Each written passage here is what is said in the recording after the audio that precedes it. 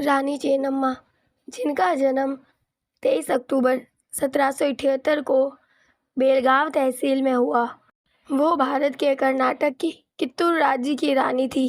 उन्होंने डलहौजी की doctrine of lapse की नीति के विरुद्ध अंग्रेज़ों से सशस्त्र संघर्ष किया। संघर्ष में वो वीरगति को प्राप्त हुई। भारत की स्वतंत्रता के लिए संघर्ष करने वाले सबसे पहले शासकों में उनका नाम लिया जाता है।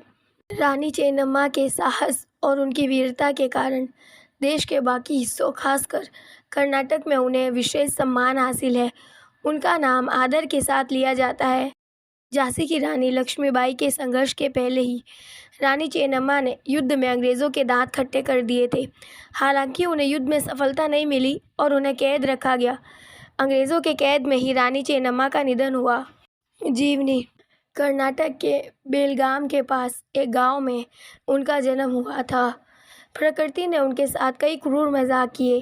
पहले पति का निधन हुआ, फिर कुछ साल बाद एकलौते बेटे का भी निधन हो गया। वह अपनी मां को अंग्रेज़ों से लड़ने के लिए अकेला छोड़ गया था। बचपन से ही रानी चेन्नम्मा को घुड़सवारी, तलवारबाजी, तीरंदाजी में विशेष रुचि रखने वाली थी।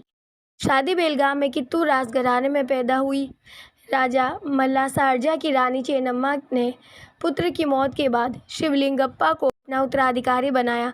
अंग्रेज़ों ने रानी के इस कदम को स्वीकार नहीं किया और शिवलिंगप्पा को पद से हटाने का आदेश दिया।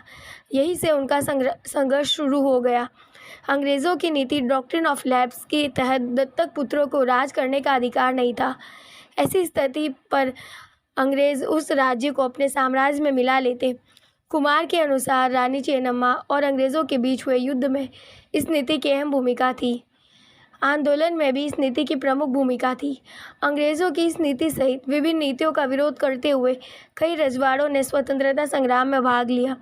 डॉक्ट्रिन ऑफ लैप्स के अलावा रानी चेन्नम्मा का अंग्रेज़ों की कर नीति को लेकर भी विरोध था। उन्होंने मुखर आवाज़ उठाई। रानी चेन्नम्मा पहली महिलाओं में से थी जिन्होंने अनावश्यक हस्तक्षेप को बर्दाश्त नहीं किया, बल्कि अंग्रेज़ों का विरोध किया। अंग्रेज़ों के खिलाफ युद्ध में रानी चेन्नम्मा ने अपने शौर्य का प्रदर्शन दिया, लेकिन वह लंबे समय तक अंग्रेज़ी सेना का मुकाबला नहीं कर पाई।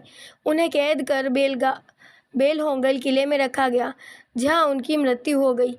पुणे बेंगलुरु राष्ट्रीय राजमार्ग पर बेलगाम के पास कित्तूर का राजमहल तथा अन्य इमारतें गौरवशाली अतीत की याद दिलाने के लिए अभी भी मौजूद है।